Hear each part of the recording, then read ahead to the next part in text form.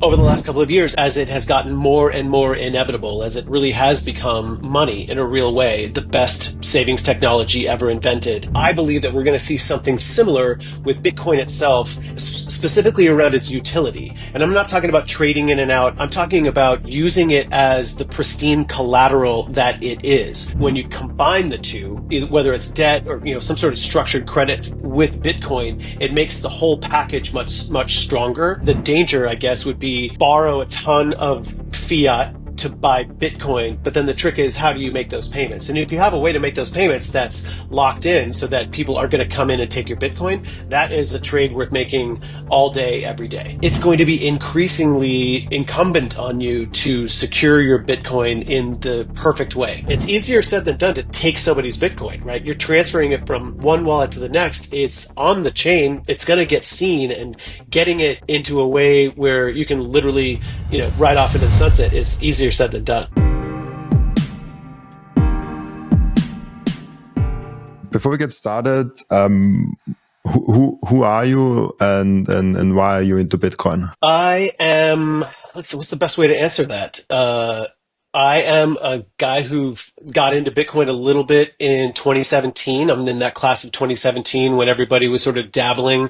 It was just as Bitcoin was sort of bursting into the public consciousness, as I recall. In America, we have Thanksgiving in November, and over Thanksgiving dinner, like people's grandparents would be asking about Bitcoin. It was a pretty popular topic of conversation a couple of months before before the entire thing collapsed. But to get back to your question, I got into Bitcoin primarily around the technology of it, not so much about sound money and what it's become in my mind since then. I've been an entrepreneur. I've co-founded or founded several companies, and have had several exits. And they all have a technological element to them, not, big tech certainly, but have had a data or web oriented aspect to them, each of the pieces that or each of those companies that I've co-founded. And so the technology of Bitcoin was what sort of captured my interest at the beginning. But then over the years, and I've had a couple of ups and downs, just like so many people have in each of the last epochs. Over the last couple of years, as it has gotten more and more inevitable, as it really has become money in a real way, the best savings technology ever invented, I've started to think about it in a different way. So today, what I am is an executive and a consultant and an entrepreneur on the one hand, and also an advisor, specifically with the Bitcoin Advisor, which I know your audience is familiar with through some of your guests in the past. And specifically, what the Bitcoin Advisor does is help people reduce or eliminate the single point of failure for their self-custody. We help people set up and manage multi-sig vaults, basically. So that's a part of my business, and then the other part is consulting, primarily to family offices and high net worth individuals around film finance, which is a big part of my background. Yeah, 2017 was madness. I remember. Yes. I came into Bitcoin in 2020, but I got introduced in 2017 because there was a friend of mine that wanted to get me into Bitcoin, but not really into Bitcoin. He had a pyramid scheme around Bitcoin, or he was involved in a pyramid scheme around Bitcoin. And that's why I was really convinced Bitcoin is a scam from that moment onwards, because I connected those two things. And I remember one time, and it's so funny, I remember I was sitting in a coffee in Austria, and I was talking about that, and I used the word Bitcoin. And someone on the next table turned to me and like, "Oh, don't get into that because it's a scam." So 2017, it was like everyone talked about it. I've never seen this amount of craziness around Bitcoin ever since 2017. Yeah. Well, I mean, there's been ups and downs, right? But there was something special about that era where it captured the public consciousness for the first time, I think. I had first heard about Bitcoin from the tech press. I remember Wired magazine was back when it really still loved technology. That magazine, they paid a lot of attention to Bitcoin itself, as well as some of the other blockchain technologies that were coming along the pike at that point, and it felt more like technology. Again, I sort of basically I started the entrepreneurial path that I've been on now for a while in roughly 2009, 10, 11, somewhere in there. I'm not a developer or an engineer. It's just that by that period, I think the iPhone was either launching or had just launched, and sort of the next wave, the mobile internet was really sort of bursting into or was sort of flowering, right? And Bitcoin came along around that same time. We had come through the dot-com crash, and we're coming out the other side with Google and Meta and or Facebook at the time, and a bunch of these giant deca unicorns that we know now. That was all just starting to come along, and that was what I was paying attention to at the time. And Bitcoin sort of fit into that. And then as the technology side of things went from Web 1.0 to 2.0, and then what we called Web 3.0 for a while, that was really a part of how I was thinking about it. Because again, I was sort of an entrepreneur in companies that were harnessing some of those technologies, and we were thinking about blockchain and tokenization as something that we might be able to do at this company I worked at called Slated, which we can talk about if you'd like. Super interesting. I want to show you something, and I'm curious Sure. what you say, because for you, 2017 was the starting point. And when you, I mean, you're well aware of Google Trends, I guess. And you Yeah. can see here at 2017, we had this massive spike. We have another one at 2021, which was way smaller than that. And now we are at like 8% where we were from 2017, but we are 400% higher from the price around that, Oh, and this is that amount. specifically with the phrase buy Bitcoin. Interesting. Yeah, Yeah, if you don't mind me riffing on these, go ahead, go ahead. I just wanted to say with buy Bitcoin, I use buy Bitcoin more because it shows more the retail crowd. I think if you use Right. Bitcoin generally, it can also show good data, and we can just do that for comparisons. But I like buy Bitcoin because it represents how well the retail crowd comes in. So Yep. with Bitcoin, the term, it's not at 8%, it's at 24%, which is a lot higher than 8%, but still quite Yeah. a ways down. Yeah, so these two main spikes, and also it was represented on the previous graph, definitely aligns with my experience, right? So I came in at the 2017 spike. I should hasten to add that when I first got into it, it was really low key. It was a few $1,000s that I would have. Maybe I wouldn't literally go up to a craps table in Las Vegas with a couple of $1,000s. I have many friends who do that. That's just not my jam. But it was a couple of $1,000s that I didn't like. I wouldn't lose sleep at night if I lost it. And it was at a time when it was at the beginning of that first spike. And I thought I was a genius. And I was talking to, not, it wasn't my genius, but I was, thanking my lucky stars that I was getting in, because I don't remember that first purchase price, but it was probably, I don't know, 2,000, 3,000, something like that. And it spiked way up to like 17,000, something like that. 19 maybe at the real peak, but then crashed way down. And suddenly, and it wasn't just Bitcoin for me, it was the shit coins as well. Because again, it was more of a gambling thing. Which coins do people think are going to go up? And I'm going to try to get in a little early. That was the ethos, or the mindset of retail at that point. And then just to skip to that next hump in 2021, when it spikes again, my experience of that was logging back into a bunch of these accounts that I had not looked at in 4 years, expecting that they were all dust, but just curious. And no, it had ramped up by 4 or 5x from the last time I looked at it, which is it's a learning point for me. The low time preference lesson there was really interesting, and I liquidated my stuff, and we bought some stuff. We took care of we took care of stuff. I wasn't in Bitcoin maxi mindset at the time. I wasn't thinking of it as savings technology. I just thought I had lucked into this little mini lottery winning of, bought a ticket and it turned out okay and took my stuff off the table. And then I got sort of sucked in like so many people into the, buy Bitcoin on the exchanges, lever up and lever up and lever up, and then got liquidated at the next time it crashed again. So I learned from that thing too. So rule number one is you do not sell your Bitcoin. It's definitely imprinted on my soul at this point. Yeah, you always regret. I never saw a person that didn't regret selling Bitcoin. Yeah. It's really interesting because you were so active in the internet adoption, also with the companies and all that.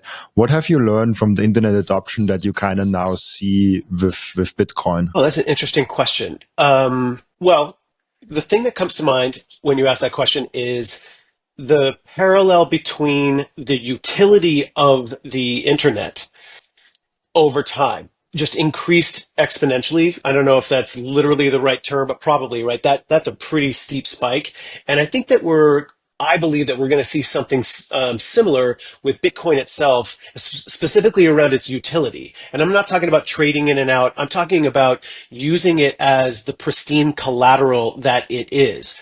Um, I've been noodling around with a model to basically to finance independent films that uses Bitcoin in a similar way to the way Battery and Newmarket are sort of experimenting with ways to include Bitcoin in commercial real estate loans.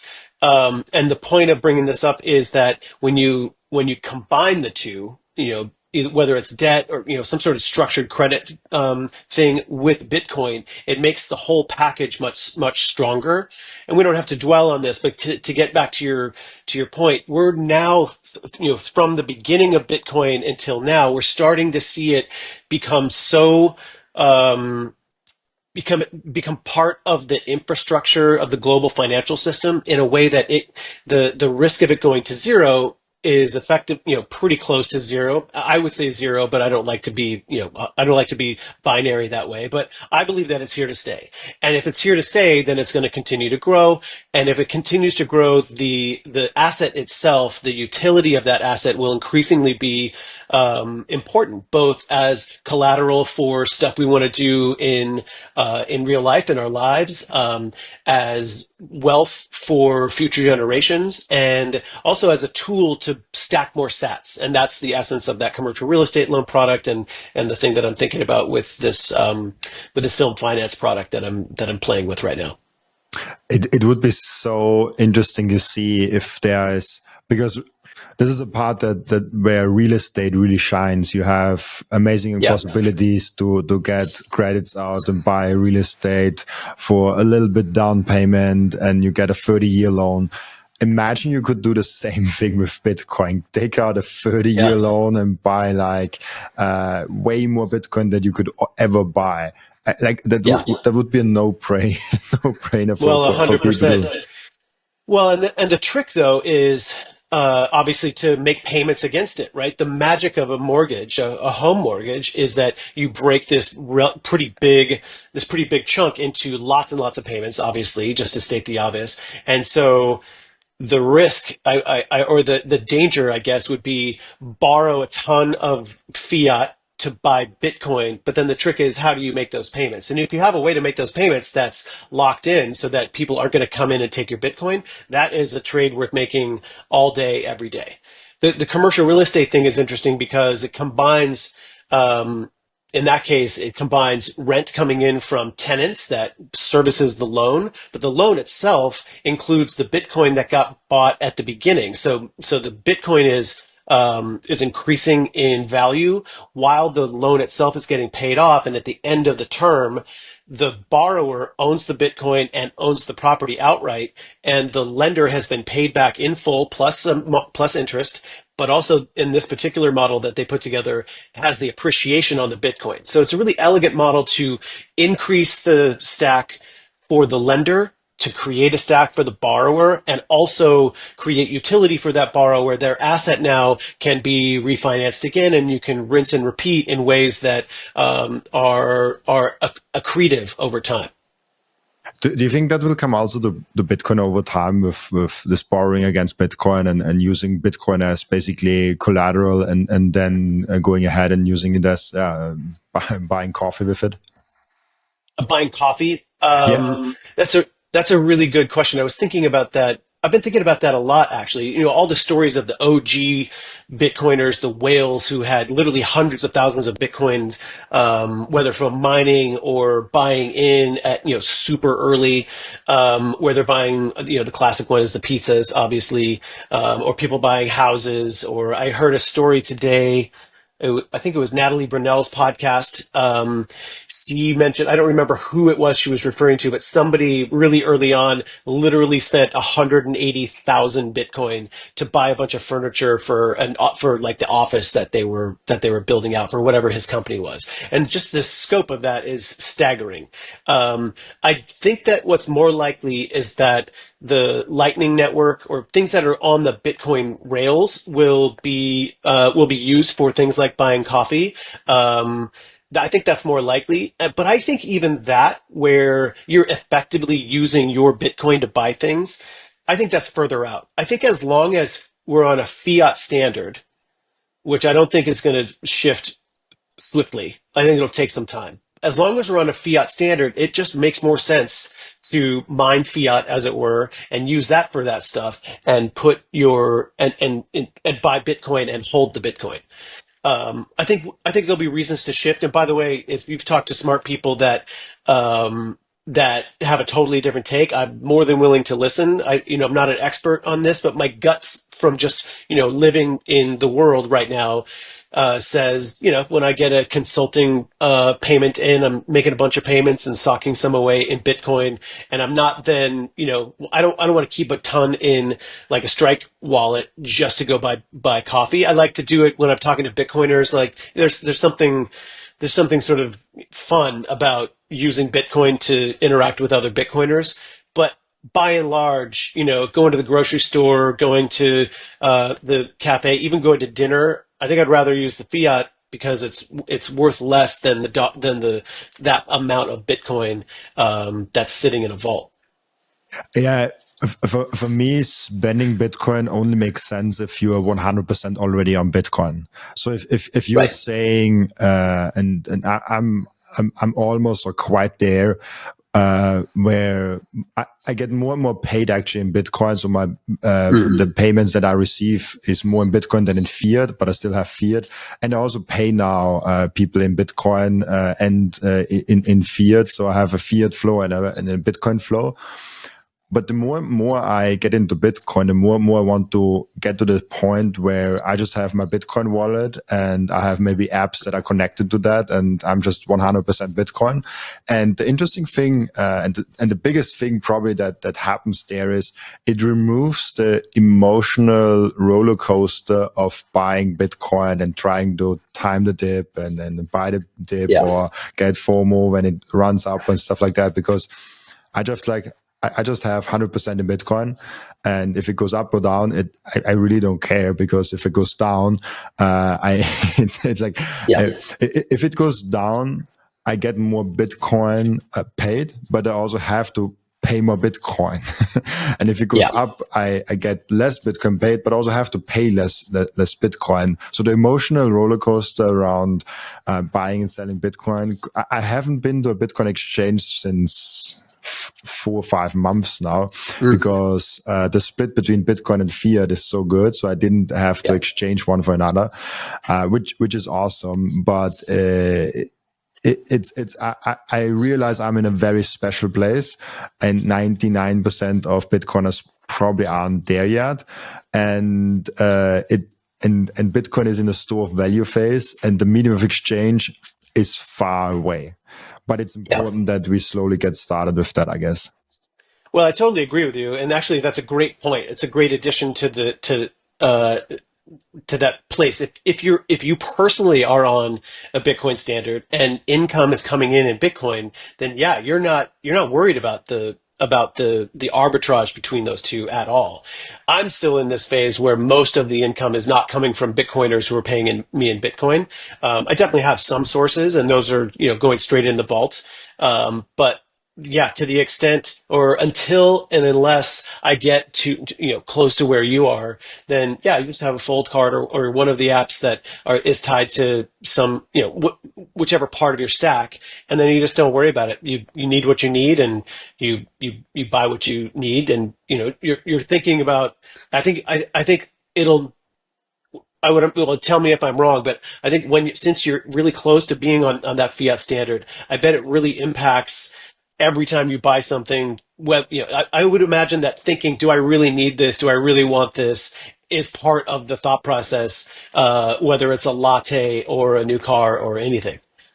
It's funny with me because I remember when I was a small kid, I actually was very saving. So when I got €5 as lunch money from my mom, I only spent €3 and already saved €2 because I was like, I can eat at home as much as I want and don't have to pay for it. I can keep the money.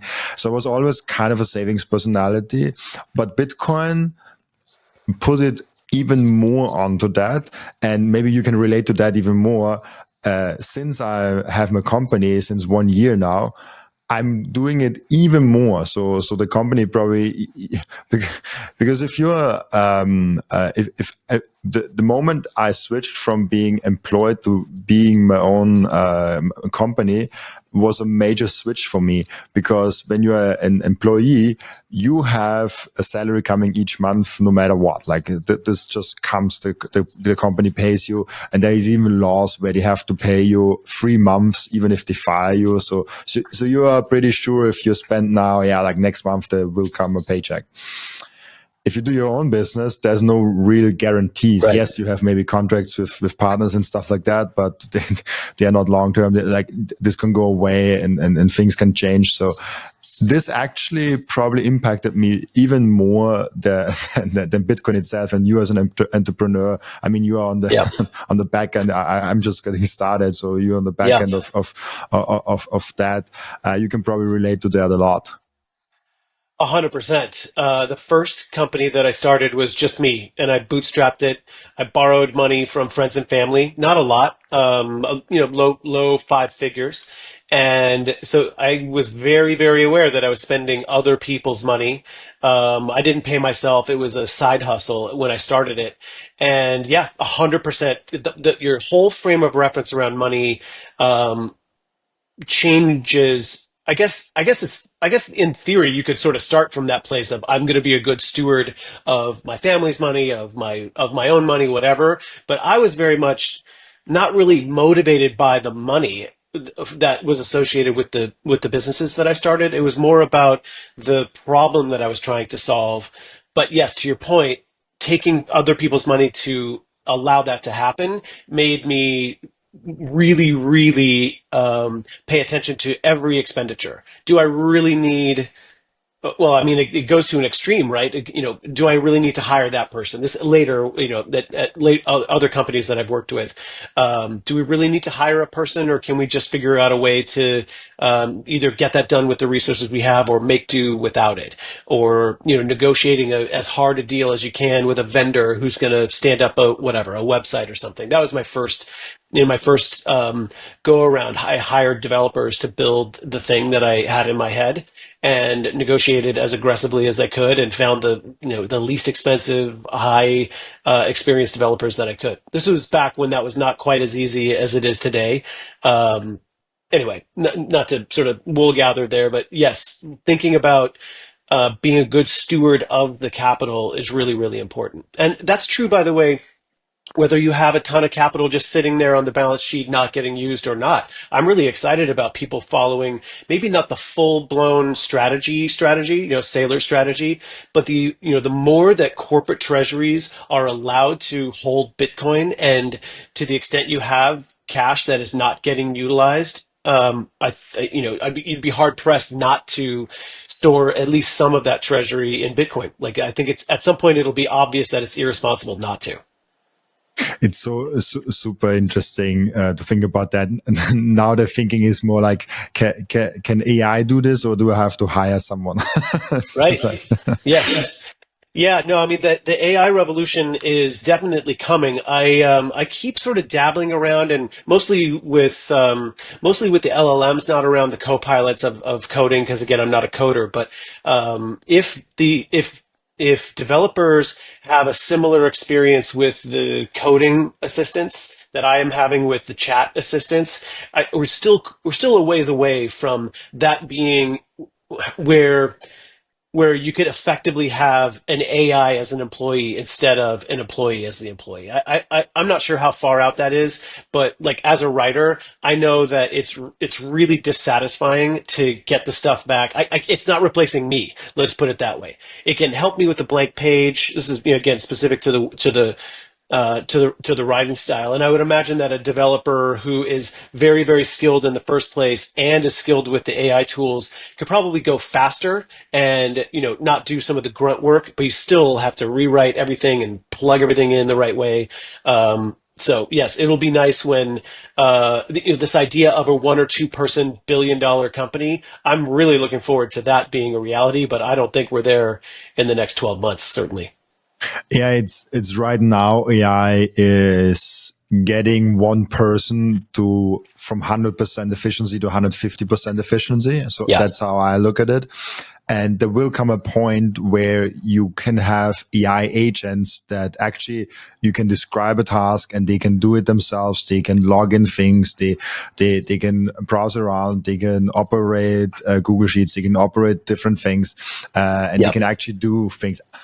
I'm really looking forward to that because I'm already Yeah. using AI as hard as I possibly can. I ask ChatGPT basically every day, oh, what can I do with AI on my work process? Is there anything I can do? Like Right. I want to really be hard on AI and Bitcoin because Yeah. those are the two big things right now. And if I might Totally as agree. hard as possible on those ones, I think it will be really cool. But I wanted to ask you, how do you think Bitcoin will actually change the way businesses operate, if at all? Well, how businesses operate. I think that as adoption becomes more and more common or even ubiquitous, as everybody starts to adopt it, I think using Bitcoin as a tool to, whether it's financing something or to just extend a runway. I don't remember where I saw it, but I saw a model about probably a month or so ago where a startup that takes in, say, $1 million from investors. But that isn't, they're not spend. If you're at that level, you're not spending $1 million a month. Let's say you're spending $100,000 a month, which actually is quite a lot. But if you're taking in that $1 million and you buy and you store the bulk of it in Bitcoin and you spend it down, essentially what's happening, maybe not in one of those drawdown years, you've got that problem. But let's assume that you're in one of the 25% CAGR years. You're extending your runway. So instead of just 12 months of funding from the investor, you now have whatever the math is. You've got another 3 or 4 months. So you're delaying taking in additional capital and potentially never taking in more than one more round is sort of what that model sort of looked like. Anyway, to your question, how does it affect business? I think it's a tool for helping grow faster, helping get to default alive faster. I think it makes healthy companies stronger. Um, I can't see a way that it would make a unhealthy company weaker, I guess, unless you have people who don't know how to handle it. But yeah, so I just think as a tool to help companies thrive and weather downturns, I think it's going to be really, really powerful. One thing I'm always looking at is venture capital because I think if your default is USD and you have to spend that because you know it's gonna melt away, and all venture capitalists know like US dollar, like it's gonna be less in value, so they're trying to throw money at startups. So that might be where we have less foundings, but maybe higher quality foundings because the hurdle rate of Bitcoin is higher than the hurdle rate Yeah. of US dollar. So in that way, it could impact bad ideas. but it's good. It's Yeah. good that we just throw money around. It's good that we look at, is that the idea actually profitable? Can we make something happening in like 2-3 years? I mean, obviously a startup doesn't need to be profitable day one, but it should be profitable at some point. There should be a way to profitability. And if there isn't, in the fiat world, it might still get funded and maybe die in 2-3 years, and there are millions of dollars lost. In the Bitcoin world, you as an investor think twice or 3 times before you invest your hard-earned Yeah. Bitcoin into a company. I'm really looking forward to that world without money printer. Yeah. Yeah, I think that's a really insightful point that the with the hurdle rate that high, because you know that with a I don't know if it's true of all limited partners into big venture funds, but they're just trying to get above what 10%, 12%. If they could get above 12%, that venture capital firm is like blowing the doors off, and the LPs are super happy. But in a world where the hurdle rate is 20, 25, 30% because of the CAGR of Bitcoin, it's actually kind of a double-edged sword, right? On the one hand, the idea has to be incredible and the potential has to be, 10x in a really short period of time. But there aren't that many great ideas that are going to get there. And so you could make the argument that at some level, a bunch of good ideas that are worth doing don't find their sponsor because that hurdle rate is so high. I think practically speaking, it would shake out differently, where the really big checks still get written to the things that are already winning, and you have the seed and pre-seed, seed, and angel step.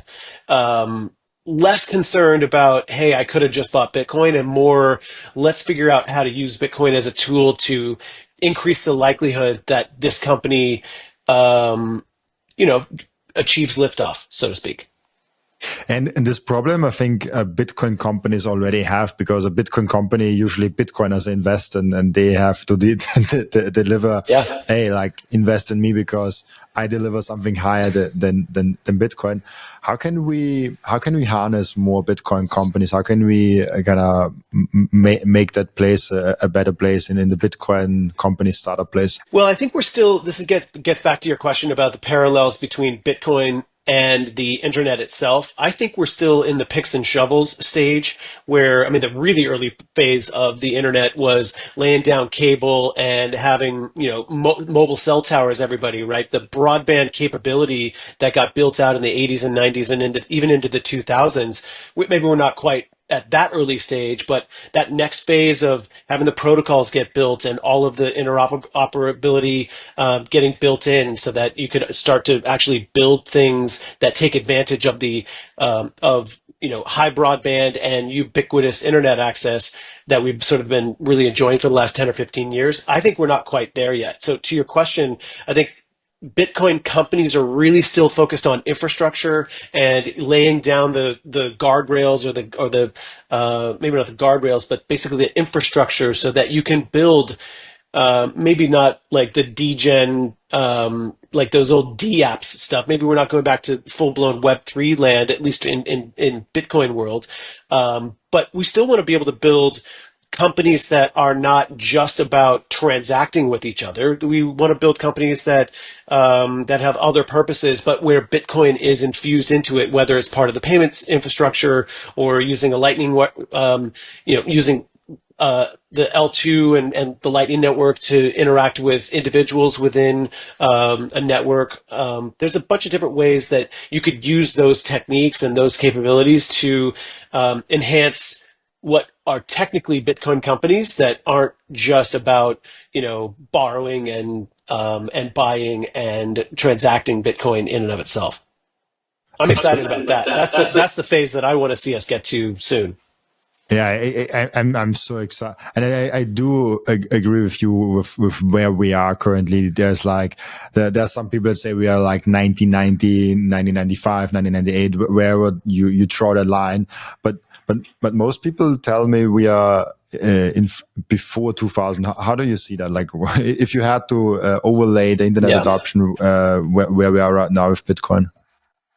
Let's see. So I'll just think out loud. So I'm going to dox myself. I was around before the internet and then through that early phase. So, we're definitely past the point where the browser just gets introduced, right? I think we're maybe okay. So there's a couple of inflection points where high speed internet access started to basically the penetration of high speed internet access both for homes and for businesses happened. I'm actually not a scholar of this, but roughly 2000-ish, something like that. It's like 5 years in, maybe, plus or minus a couple of years.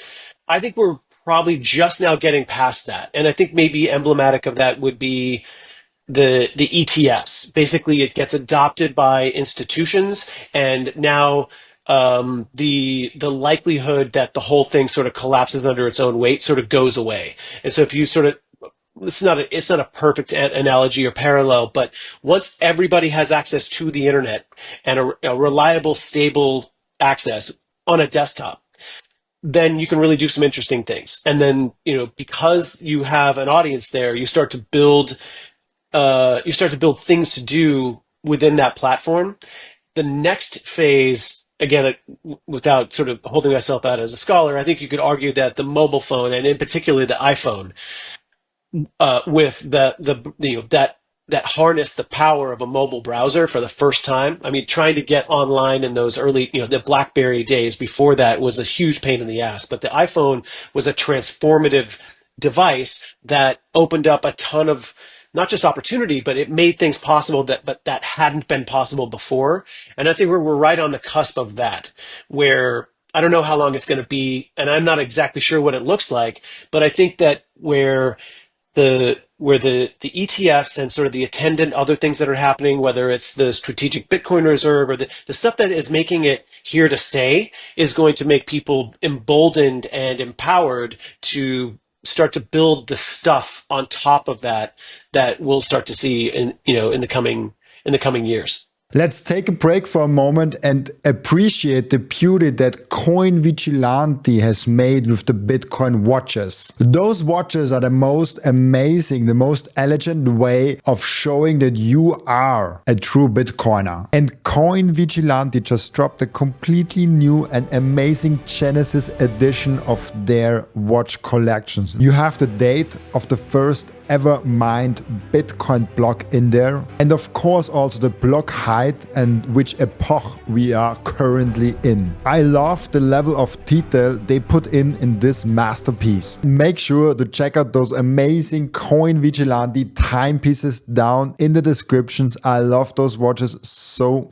much. And now if you have Bitcoin, I really do hope that you don't have it on exchange. But if you do have it on exchange, I have two ways for you to deal with that. The first way is you put it on a hardware wallet. That's the entry for you to get into the self-custody game. I recommend BitBox, Bitcoin only edition for that. It's a super simple and secure way. And if you check out the link in the description, you even get 5% off if you use the code Robin. And the second way is the Bitcoin Way. The Bitcoin Way is your all-in partner in terms of how to get the most out of your sovereignty. They will personalize for you a self-custody setup that is perfect for your individual situation. They will show you how you can secure your own devices. Securing your Bitcoin is not enough. You also have to keep all your devices secure. One topic that is overlooked often is the inheritance plan. What happens with your Bitcoin once you are no longer here? Do you have a plan for that in place already? And last but not least, if you're in a jurisdictions where you don't feel safe, it's better to get a plan B. For all that, head over to thebitcoinway.com/Robin to get a 30-minute free call. And just a quick side note, I will be for the first time ever speaking at the Bitcoin Prague event in June. It will be absolutely legendary and I'm really looking forward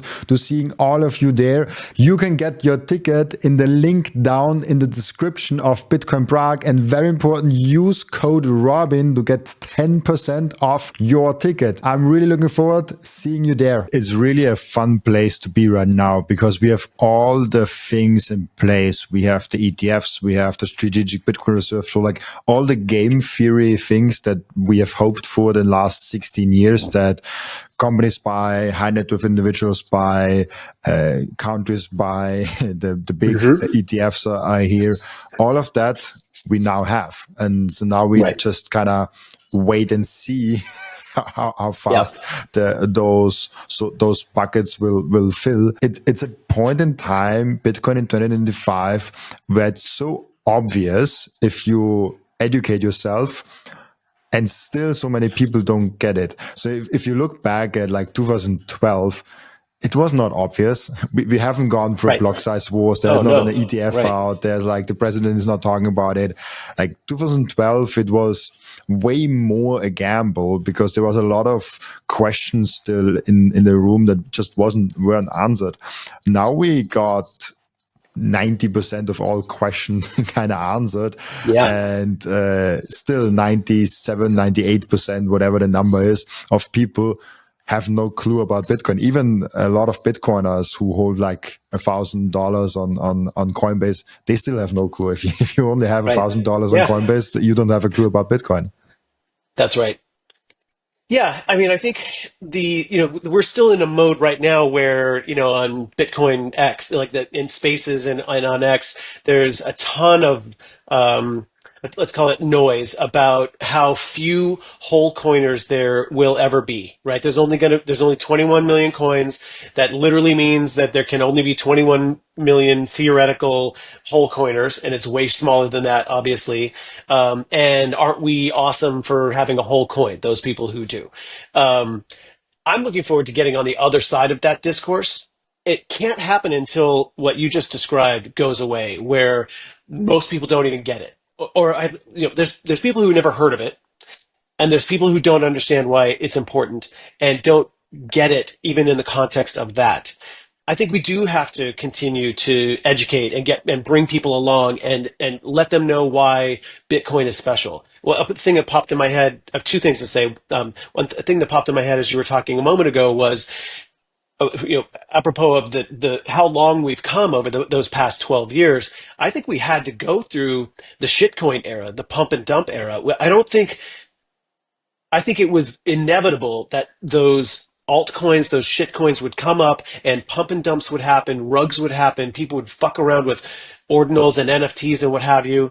And no judgment, it's just not my thing for all of the reasons that we have seen over the past 4 or 5 years. They are not Bitcoin. There is no second best. Bitcoin is money. Those things are not money. Bitcoin is decentralized. None of those other things are decentralized. And on and on and on. And I think as those go from being mantras and slogans to being principles that everybody basically understands, then we can get to the other side of it. And the people who 5 years from now will be hearing about Bitcoin for the first time and get educated, they're not going to be able to buy a whole coin, but it's not going to matter because one coin is going to be worth so much that even if you have a tenth of a coin, if you have, pick a number, 500,000 sats, that's going to be a really meaningful thing for you and your family going forward. You just won't have taken advantage of the early days, certainly the early days, let alone the 2024, 5, 6 era. It's a super interesting conversation when we think about how people actually get adopted, like no, not get adopted, but how people actually adopt Bitcoin. So when we look at, I don't know, the car, most people don't really understand how a car works and what the engine is looking like. Most people know how to drive a car, but not how the car actually works. Same with the internet. Most people can send WhatsApp messages, can post on Instagram, and do a video call. Like most people Mm-hmm. in the internet can do that. But how many people can actually describe what's underneath with the TCP/IP network, with all those things? And I'm wondering often how many people do how many people really need to understand Bitcoin in order for it to work. Maybe Yeah. 80, 90, 95% of people just have an app on their phone where they send money and they know like, oh, this Bitcoin thing is superior. They don't really know why. They just Right. know how to use it, and the same way people know, yeah, it's more efficient to drive a car than ride a horse. They don't have to explain Right. why. It's just That's so right. much better. So I, I'm wondering how long this podcast even needs to be there before we hit a mass adoption where most people actually already get Bitcoin without really understanding the revolution behind it. I'm really curious. How do you think about that? Yeah, well, I definitely think that it, like so many inventions or discoveries before, whether it's electricity itself and then leading to the electrical grid in the United States, or to use your car example, the first couple of cars, you couldn't really go anywhere because the roads were full of horses, right? Literally didn't want to scare the horses. But then at some point you have the international highways in the United States and, 65, 70 mile an hour speed limits, and nobody would even. Anyway, the point is it becomes adopted, and at some point nobody even thinks about it, and it just is. And I don't know how long it'll take, but I don't think we're that far away. I think if you think about how complex, if you just think about starting with the white paper itself, and then what had to happen for us to get to where we are in 2025, with all of the sort of milestones along the way. What's kind of I was thinking about this today as I was thinking about chatting with you, just how remarkable it is from when the white paper gets published to even just 4 years later. I mean, the price of Bitcoin, I'm not a scholar of it, but it stays relatively flat for a long time. But 4 years later, it was still going. And I'm curious. I mean, I'd like to see a history of this. Like, where did those nodes pop up, and how did whoever Satoshi was interacting with, how did that group start to spread the word in a way that made people get interested, even just interested to plug in a miner, right? Like that process is really interesting. And now to come back to your point, most people, like you said, 90, 95, 99% of people at some point will just know that there's this thing that happens called mining, and that more than 98% of all the Bitcoin that's ever going to exist has been mined already. And now we're just using the Bitcoin, and the miners are doing something to make us secure, and we can trust it. Most people they're just going to accept it for what it is. Um, and there's basically just take it for granted. Not unlike taking just back to the internet now. I certainly take it for granted, unless and until I'm disconnected from it at a time when I don't want to be disconnected from it, whether it's on a plane or the damn cable modem goes out in the house. Um, it seems like you walk around like you just woke up from a nap or something for a bit, and it's fine. But my point is, you just take it so for granted that it's always there. And I think we will definitely get to the point where not just Bitcoin itself is that, but how we use it and how it gets infused and strengthens the financial system that we are beholden to now. Yeah, it's so funny when you're all of a sudden somewhere and there's no internet or there's no electricity, and all of a sudden you're like, what am I doing? Like, Yeah. I cannot look up on the internet what I should do now. No, So exactly. Well, actually, apropos of that, I live in Los Angeles, and we had a couple of really terrible fires a couple of months ago as we're recording this. And my house was not directly affected by one of the fires, but I was a couple of sort of areas over, and we got evacuated. But it wasn't until like 12 hours later. But our power went out about 4 hours before the fire that was close to me started. And so my phone worked, but the entire house was dark, and it was like dusk. So the point is that I knew that a fire was happening because a couple of people called me, and I even drove up to a hill and I could see it. But it was far away. I'm like, okay, well, I'm just going to go to bed. It's no big deal. And then I got a call from a friend at like 5 in the morning saying, your neighborhood is getting evacuated. And the point is not, how scary that was, although it was, but yes, we get so, we just take for granted the fact that, we can just hop online or turn on the TV, or literally have lights on as I'm putting clothes and stuff in a bag to bug out. Um, yeah.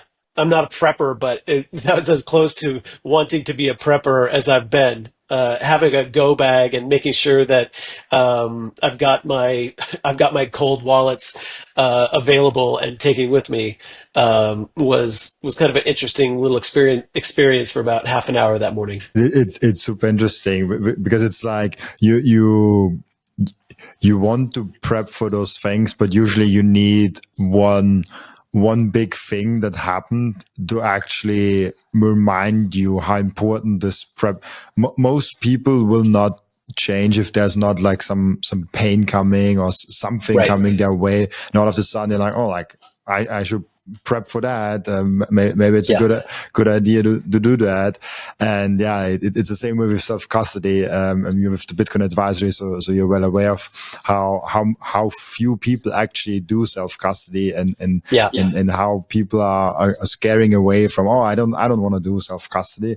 It's so interesting. Do you think self custody is something that can or will be mainstream? If we think about the car example, will there will there be is the car self custody, or is it like, oh, like, no, people will not self custody, and the mechanic will do the work and stuff like that? Like, how do you think about, I mean, maybe a better example is email servers in the early days of the internet. I hear it Oh, only right. from Yeah. people that tell me about it, because I was not, I was just like a few years old.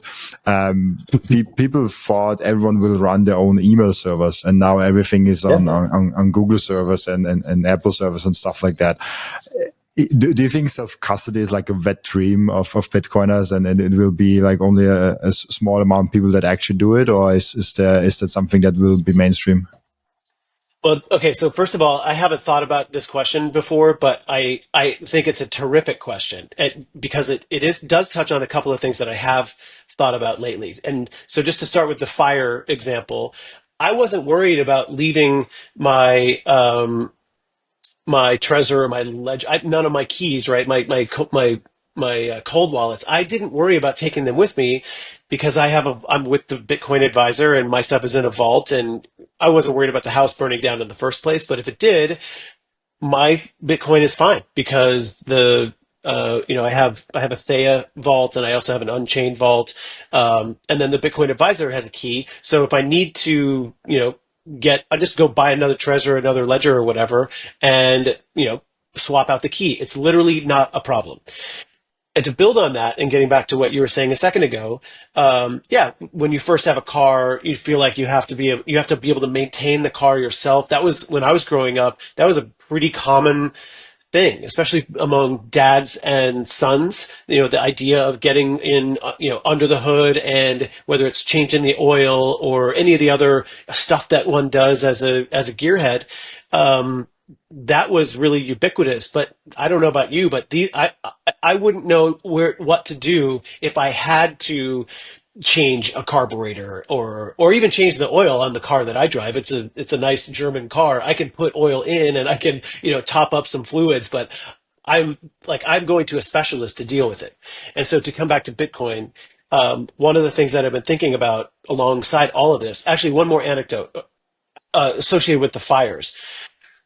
There were stories in the couple of weeks in both of those big fires in LA of basically robbers going around to the places where the houses had burned down and taking the safes that were in the houses under the assumption that there's valuables in there. And if you're a Bitcoiner, of course, you've got your seed phrase in there in some form, right? Essentially, you have to be your own bank if you're going to self custody. And a lot of Bitcoiners think that's the only way to be, and more power to them. But I also know that I didn't have a single worry about having access to my Bitcoin when I left my house that day. I actually did come back in and grab it just in case my two keys, but I wouldn't have had to. And then if the house had burned down, that would have been the least of my worries. I'd, call Peter or Andy at the Bitcoin Advisor and have them, spin me up another, I'd tell them get a new key and I'm ready to swap it out. It's no problem at all.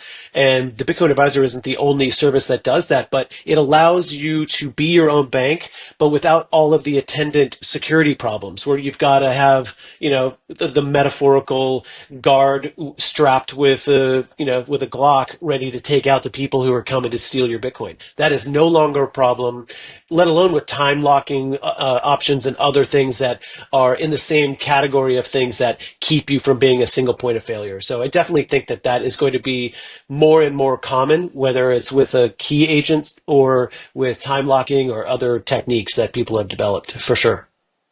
Yeah, self-custody, multi-signature is a game changer for Bitcoin. Without that, it would be such a hassle. If you only have one key, how do you protect it?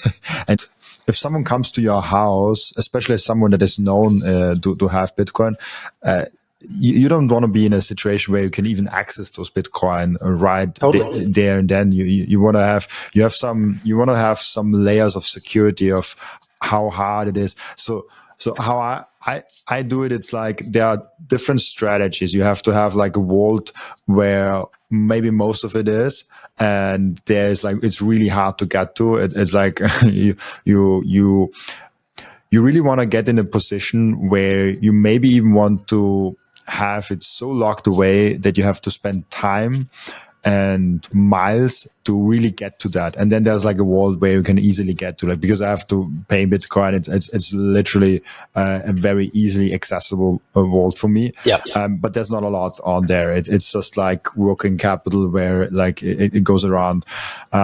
So it's super interesting to think about how this will be adopted. And now to the question, I think it will be. I have a high hopes that Bitcoin self-custody will be adopted. I've high hopes for it to be really mainstream adopted. Like when you think about what happens when Apple and Google discover Bitcoin and self-custody, they will develop amazing apps. And I always bring that example up as Seyr also brought it up in my podcast actually, and I stole it from him. What happens if Apple actually encounters Bitcoin and self-custody? They want to have Bitcoin on their devices. So they develop the iPhones according to Bitcoin, and they will make sure you can sign transactions when you hold, I don't know, your iPhone with your Apple Watch together. And maybe if you want to be secure, iPhone, Apple Watch, MacBook. And if you hold those three things together and you sign with them on the same time, then you can move your Bitcoin, and they can make basically a multi-signature with Bitcoin. They probably do multi-signature then with everything and stuff like that. Maybe you can then sign in your Google account with Apple's multi-signature. Just thinking out loud now, but Sure. I think key management, and that's my most optimistic thing. Key management will be something very easy, and the same thing that is now with username and password, basically. So I don't know how much you agree with that, but that's how I hope it will be. Definitely agree with that. I mean, I think we have the fiat version of that now, and not everybody uses it. Some people don't trust Apple, for example, to be secure, or maybe it's not Apple so much, but the actual device they worry about. I'm not an engineer, so I can't tell you exactly how that secure enclave inside the Apple devices works, but I believe that it does work. I believe it exists and it does work, and that no one can access it other than you via the tools that are built into the device. So my point is only that, well, just to connect the one dot that I haven't talked about. So I already pay my credit cards through the apps on my phone. I have access to my bank account. I actually did a wire within the bank's app for the first time a week or so ago. and it's capped out at a certain amount. But that was something you used to have to go into the bank to do. So we're already in a mode of trusting our devices and having let's call it multi-factor authentication, whether it's your face or your thumb, depending on your device, or two-factor, literally where you log in with your username and password, and you have to double check in a different app. Like those are ways to create friction and keep a wrench attack from happening. There are ways around that.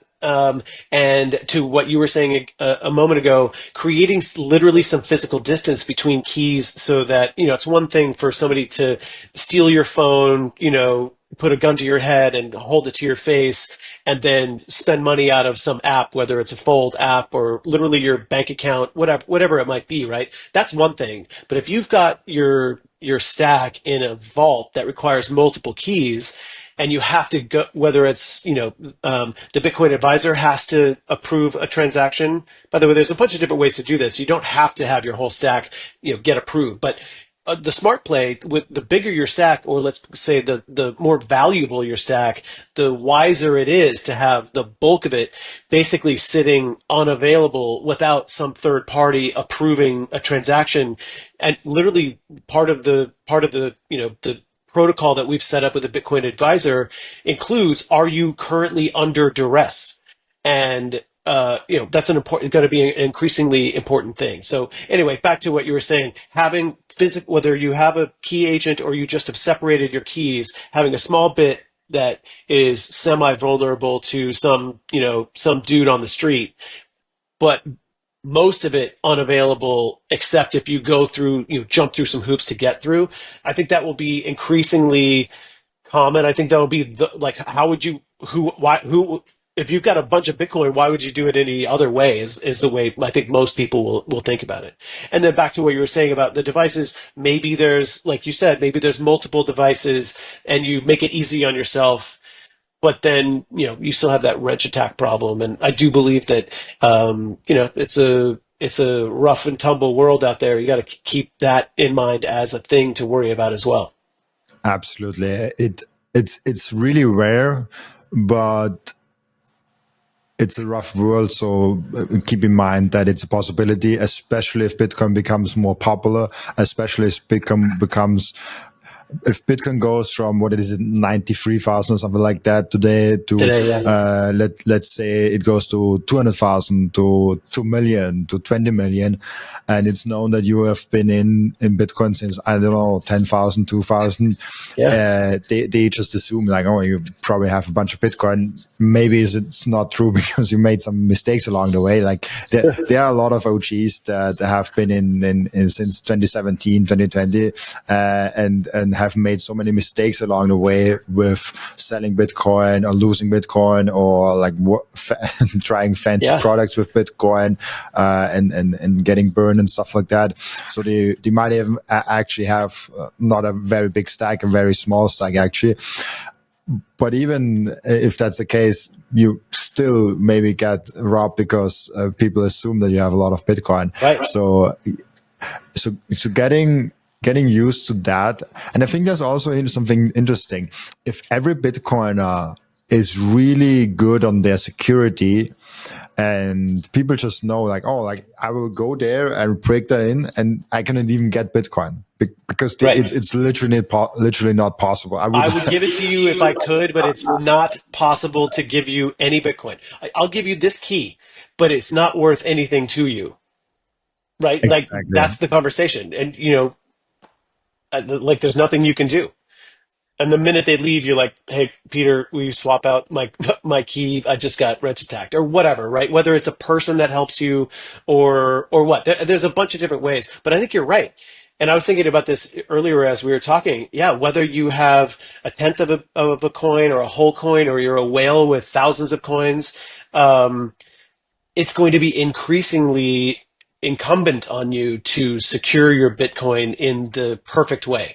And perfect will always sort of evolve a little bit, but it's no longer, what's the Winklevoss thing? They had their seed phrases on a piece of paper or something and tore it into, different chunks and put the chunks in different banks or something like that. that's a little baroque now. You don't need to do that. You have a couple of devices. You have a multi-sig vault. You have copies of the keys and you store them in different places. And, that's the basics. There's other things one should do, but that's the basics and that's sufficient for most people and worth doing. Yeah, with the Winklevoss, we could even make a movie out of it. There's so many movies where they have to break in different things and collect the pieces to get to the treasure. Right. Totally. I think Bitcoin will be implemented in a lot of movies, in a lot of things like that, because it just is such a unique asset. And Yeah. it can be really nicely, it can fit really nicely in a story. If there's some robbery going on and, there's some really famous and rich guy that has his Bitcoin distributed over 12 different banks. And in each bank, there's like one word or something like that, or two words. And then you have to break in all those banks to get it. Like you can have, Yeah. I think Bitcoin isn't, there's like, if you zoom back 5-10 years, Bitcoin isn't a lot in movies or series. Now, actually, if you watch TV all day long, which I don't recommend, but there's Bitcoin, the word, coming in almost every day. No matter what you watch, all the big series have Bitcoin in at some point. I think this Bitcoin will become more and more of a story. That's also something you're also coming from that industry, right? Yeah. The entertainment business. Yes. Yeah, and without sort of belaboring it, I've had a bunch of different touch points in the entertainment business. I started off as an assistant at one of the big talent agencies. I represented screenwriters and was really sort of oriented around story and good writing and how the television business itself works. And then I had another stint, several years. I left the business and then came back, and then I represented feature screenwriters, movie screenwriters, and as a manager. That job is very much about interacting about the creative, and so I sort of got my fingers really dirty, so to speak, with draft after draft with a bunch of my clients. And then one other touch point that has to do with story was one of the companies that I co-founded. The whole point of the company was to basically assess screenplays, to give analysis of what's working and what's not. And there was a scoring system. The company's still around? There's a scoring system, and the higher you are on the score, the better the script is. It's literally a quality measure. And to get back to your point, yes, I've read literally thousands of scripts, maybe tens of thousands over a long period of time. I'm not that young. And so, yeah, the hallmarks of storytelling are really important, and I'm sure that increasingly, Bitcoin, either as the thing that everybody's after, or just as part of a plot, are going to be more and more ubiquitous. It'll just be part of the way we think about money at some point. So rather than, what was it? I think it was Die Hard 3, where they were robbing the Federal Reserve in New York of all of their gold, because there's more gold there than Fort Knox, I think was sort of the thesis there. You don't need to do that anymore. Like yeah, that's a lot of gold. It's worth a lot, but if you can just figure out how to get somebody to give you their seed phrases and transfer it over to, transfer it out of their wallet, you're off to the races. I Easier remember. said than done, though. Like, it's easy, like, I've thought a little bit about this. Sorry to interrupt you, but just to finish that thought, it's easier said than done to take somebody's Bitcoin, right? You're transferring it from one wallet to the next. It's on the chain. Like, it's gonna get seen, and getting it into a way where you can literally, ride off into the sunset is easier said than done. Yeah, the Bybit story is fun right now, because they have like 1.2 billion dollars that they stole. And I just talked to someone that follows that story very closely, that analyzes it, and he's kind of detective in that regard, because he's done it with smaller things, and he has over the years recuperated millions of dollars from Bitcoin thieves, basically. And we went deep in that story, and he said, like, maybe $100 or $200 million they have now kind of secured, of like getting Mm. away, but they're Hmm. working every day and they're only taking 10-minute break. So every day they're working 3 shifts just to wash out the Bitcoin and get it Wow. undisclosed. And Bybit happened some time ago already, and they're just at like 10% of the whole thing. So it is a lot of work to get that money in different places, in like thousands of different addresses. So you cannot do Right. it and then coin join it and do all those things. It's a whole profession to do that. Yeah. So most of the easy ones they get because they have done some touch point and all of a sudden they can connect Yeah. the address to an actual person, and then you just go to the police, you show them the evidence, they get them Yes. to court, they transfer the money back. So it's not that easy to just steal Bitcoin. You really have to have skill also now. Yeah. Well, and specifically to get away with it, right? Like it's one thing to steal it, like you just talked about it, but the minute I've thought about it a little bit, mostly in the context of trying to counteract on behalf of a client, right? So you have a client, clients are think about this too. Like what happens if somebody steals the Bitcoin? Well, it's visible, and so you want to just sort of have a sense of what their option, what are the bad guys going to do? Well, the minute they get it into a wallet that has been seen elsewhere, they're maybe not going down, but you at least have a new thread to work back to them. So, like you said, it's complicated, and you got to really want to do it. And that isn't to say it's not going to happen. It obviously does, and at scale. But yeah, getting it into a wallet that never gets touched, or when it does is completely anonymous is a tall order. Um, yeah, I mean, there's probably a heist. Probably the most interesting part of a heist movie about this would be all of the shenanigans that you have to do to actually keep the Bitcoin. It's not getting the Bitcoin; it's keeping the Bitcoin at the end. Yeah, the how's that series called? Money Heist. I think that's a really good one. And the really interesting part is when they flee from the, I think it was Spanish central bank, where they print their own money, and then they get out of it and they kind of have to confuse the police where they're actually going. And this is Yeah, the real hard thing to do. And if you already have that money, and with Bitcoin, it's even harder because you can track it forever. I mean, you can coin join and, right. all those things. But at the end of the day, it's on the blockchain. You see transactions Yep. going in, you see the transactions going out, and you have to be good and trained to actually hide that. So yeah, but I remember the one point that I was trying to make, then I kind of got detoured by myself a little bit there.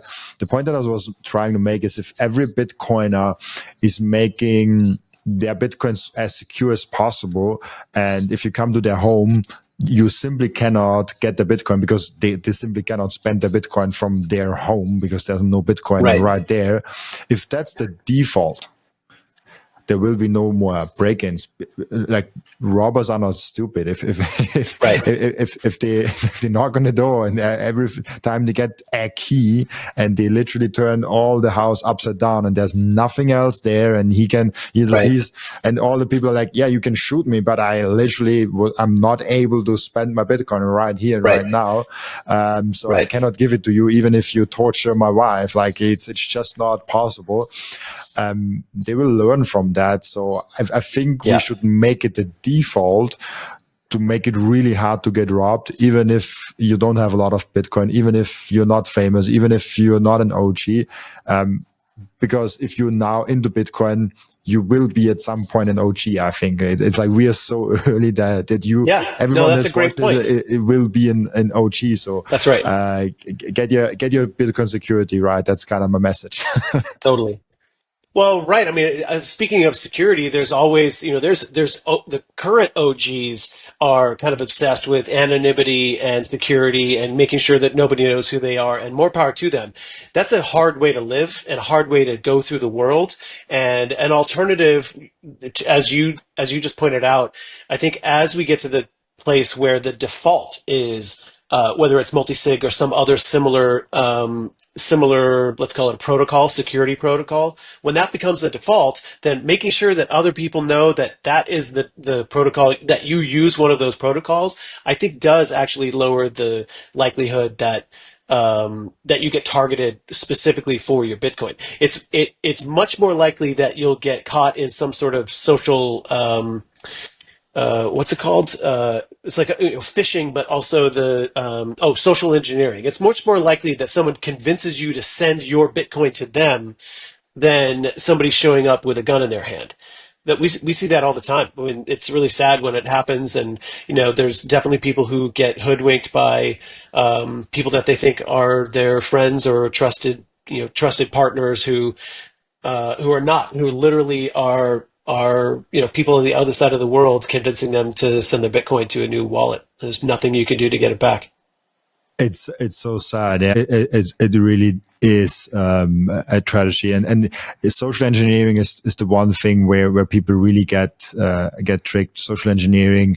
I worked in IT security before, actually, so Mm. I know for a fact that the biggest problems companies have, the biggest problems that people have, we always did it for companies. So when we worked with companies, the biggest problems they had is the baseline security and the people that were clicking on links and stuff like that. If you have a company with, Yeah, let's say, 5,000 employees, you have to train them really good, because there are people in there that they get an email, they click on a link, and all of a sudden they're in the system, and they might get one, two, three other ones, and all of a sudden the systems are down.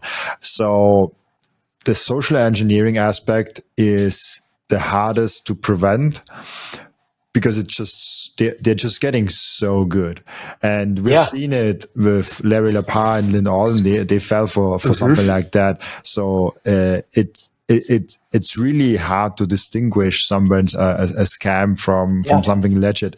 It's actually funny. Well, After go I'm ahead. so, sorry, just a small Yeah, story on that. After that thing that happened with Larry and Lynn Alden, I had two people that said like, "Oh, like sorry, can we?" Because I always send out calendar links for people to click on and send it, and that's yeah. literally the way Larry and Lynn Alden got scammed, because Right. scammers knew that this was a popular thing, and two, three guests of mine said like, "Oh, okay, can we please make the appointment normally?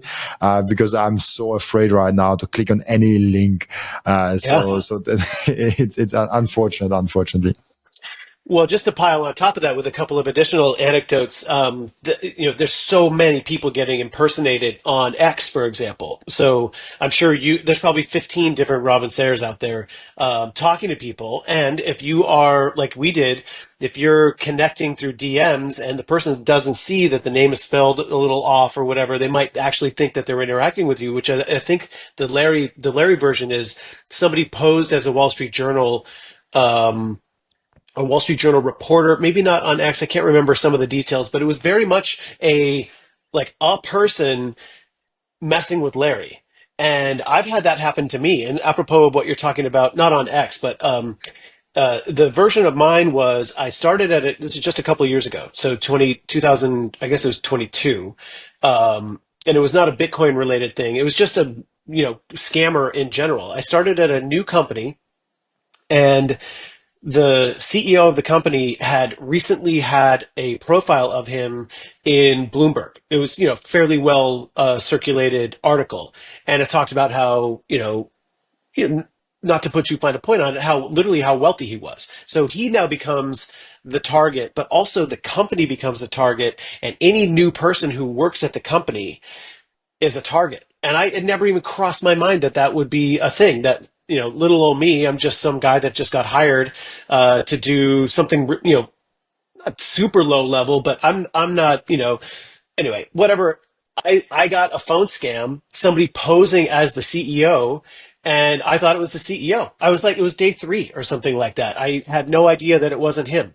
And so they got me. It really sucked. And uh, going back to what you were saying a second ago, I think operational security, when you're onboarding people, especially in a company of any size or any notoriety, is crucial. Next time I start a company of any size, I'm going to say the same thing. Look, between all of the different touch points, like I'm not famous. But I'm out there talking to people on X about things that are targets. And so whatever company it is that I start, I think every single new hire is going to get put through, whether it's a half an hour or given a handbook plus an actual, face-to-face conversation saying, look, you're going to get calls and emails from people pretending to be your colleagues.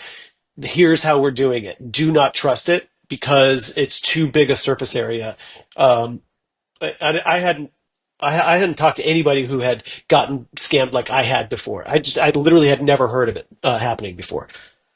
Anyway, it's Yeah. not that interesting except to me, but like yes, security is increasingly going to be a crucial component going forward. It's super interesting, at least for me, because we had the policy every new hire. The first thing before they get any access to any systems, they have to go through a half-day security a seminar. Basically, they have to do that, and it's. I just want to put that on how Larry happened, because I've seen that a little bit close, and it's really great how they did that. It was right at the time where he came out with the book. So Oh, right, he booked podcasts like every single day, and it was always the same thing. Hey, do you want to be on my podcast? Here is the link, click on it, and booked. He does not have the time to like check the link and all the things. And right. they did it so good. They asked, like, it was on Twitter, and then on Twitter Mm. he clicked on the link, and then there was something coming up where the Google Calendar was asking for the Twitter access, which is a weird thing. Why Oh, would Google Calendar right. use the access for Twitter? But they just granted it, and it was not actually Google Calendar. It was the hackers Spoop. Yeah. software, but it looked like Google Calendar. And then they got access through a third party to Twitter. It was not that the Twitter account got hacked actually. It's just that they granted a third party access to their Right. Twitter account. And so then they could actually tweet on their name, on their accounts. And then this whole thing started where they posted weird things. So Larry actually got banned from Twitter for some time. Right. So it is something, if you like, you click on a link and you're like, oh yeah, Google Calendar needs the access. Okay, yeah, let's do it quickly and let's book that. In a moment where you're not aware and you just rush through that, because as Larry, if you're like launching a book, it can Yeah. be a very stressful time and it can be a very busy time. That's totally understandable. It was one of the most sophisticated phishing, or however you call it, Yeah. attacks That's phishing for sure. that I've ever seen. It was really, and I actually got it since then like 5 times Oh, from really? people like, oh, Wow. we want to feature you on Bloomberg, and I'm like, yeah, no, sorry, not. Right. Yeah, But that's a yeah, whole other level that I didn't realize. Like, there's a person who has decided to fish Larry. Like, that's what kind of blows my mind. It's one thing. Like, I'm sure you probably get texts from Coinbase customer service, both calls and texts. I get that. For the last like 3 or 4 months, it's been not literally every day, but several a week of both of those things. And I assume that a significant chunk of that, if not all of it, is automated. And my number that they're texting or calling is just in a list. But in the case we're talking about with Larry, some guy or girl, whatever, they decided to attack him, and it's just kind of it's mind blowing that it's 1-to-1 like that. Kind of freaky a little bit too. yeah, absolutely. They get more and more detailed. But to come back, because we're already over Yeah, 1.5 hours. And by sure. the way, thank you so much for being on the Oh, it's podcast. my pleasure. I know it's late for you. It's midnight for you, right? Yeah, it's 11:30 p.m. as we're recording, but like I said at the as we were just starting, I'm a bit of a night owl, so this is no problem. Yeah, I just want to, But it's my I pleasure, and appreciate thank you for that. having me. Yeah. We have one question that I ask each and every one of my guests. And the question is, what can we learn from you besides Bitcoin? Besides Bitcoin, wow, most of my lessons these days are, or my wisdom is sort of related to Bitcoin, or at least some of the first principles around Bitcoin. I guess maybe that's it. If there's a through line of the things that I am proud of, or I consider successful in my life, from co-founding and starting companies, or helping grow companies, or joining a company like the Bitcoin Advisor, or in my work with consulting clients, starting from first principles as often as possible is always the winning move. Not to sound like I'm, coining a slogan or something, but whenever I have a hard question to answer, or a thing that needs to get solved, um, I just go back to those core questions of, what are we trying to do here? What do I know to be true? What is the essence of this thing, and what are we trying to accomplish? If it's a problem to solve, and it's related to Bitcoin, though, as I alluded to a second ago, in that Bitcoin is sort of embedded into first principles these days. Bitcoin is money. Bitcoin is the starting point for so many things, and starting there with so many, on so many paths, is a really smart place to be. So I made it about Bitcoin anyway, but there you go. Don't forget first principles. I love the first principle because I think if you if you want to understand Bitcoin, you have to look at it from first principles. Otherwise, you Yeah, will not understand it. Yeah, really good point. that's right. Thank you so much. We have an end routine in the podcast where the previous guest is asking a question for the next guest without knowing who the next guest actually is. And the previous guest Ah. asked you the question, what is the most important value Bitcoin taught you? Low time preference. That is a really crucial one. And just to give an anecdote there, um, uh, when I was young, in my 20s in particular, before I became a father, I've had this conversation with new dads a lot, over the past 10 years or so. I used to be able to see, like, I used to be able to plan out 6 months, 12 months, maybe a little bit beyond 12 months, but I literally just couldn't think much further than that. I could make plans and I could have a goal that's further, but I couldn't sort of strategize that well beyond that. And then I had my daughter, and suddenly I could think in terms of 20 years. Something about that experience just extended my horizon. But it didn't, I mean, and it sort of, it was meaningful in terms of how I approach business and relationships, and I really sort of thought about long term, but I didn't think about money in a long term way. Oddly, you would think that that would be just an organic way, and just part of it. Um, but Bitcoin taught me both, because of the scar tissue from 2017 to 2021 and 2022 in particular, both of those, that sort of cataclysmic era. The low time preference is one of the strongest first principles you can bring to it. If you're not thinking about the next quarter or the next year or even the next 4 years, if you're thinking a full epoch, or even 10 years or 20 years down the line, and plan accordingly, it's a super powerful principle to bring to bear. And mostly it's a Bitcoin thing for me these days. I love that so much. Really, really cool. Before I let you go, where can people find you and ask you questions? Yeah. I'm happy to take emails at my Bitcoin Advisor address, which is Jason at thebitcoinadvisor.com. Advisor has an E, not an O, the Bitcoin Advisor with an E.com. And then my DMs are open on X as well. So my handle at X is at J Scoggins, and my last name is Scoggins. You probably could see it on the podcast here, but just in case, J Scoggins. Yeah, thank you so much. I'm happy to interact with people about any of the stuff we talked about, or whatever.